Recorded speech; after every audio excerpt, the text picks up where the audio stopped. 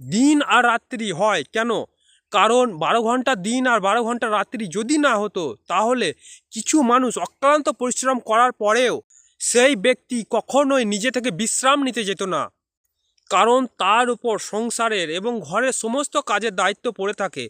যতক্ষণ পর্যন্ত দিনের আলো আছে ততক্ষণ তুমি পরিশ্রম করতে থাকো, কারণ তার উপর অর্ডার আসতেই থাকে।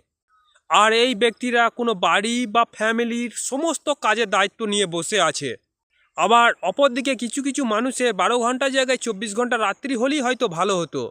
আর যে ব্যক্তিরা 12 ঘন্টা পরিশ্রম করার পরেও তারা চায় আরও কিছুক্ষণ সূর্যের আলো থাকলে হয়তো আমাদের ভালো হতো। আর এই ব্যক্তিদের দেখবে তাদের বয়স পেরিয়ে গেছে, পরিশ্রম করার ক্ষমতা নাই, তবু তাদের পরিশ্রম করতে হয়। কারণ এই ব্যক্তিরা একটা পরিবারের তাদের দায়িত্ব, তাদের কর্তব্য এবং পরিবারটাকে সুখ এবং শান্তিতে রাখার জন্য, এই জন্য এই ব্যক্তিরা সব সময় তারা ক্লান্ত না হয়ে কাজের প্রতি তাদের মন ব্যাকুল হয়ে থাকে। তাই এই দিন আর রাত্রি হয়ে থাকে বা এরকম ধরনের অনেক কিছু হয়ে থাকে। নমস্কার, আমি ভৈরব।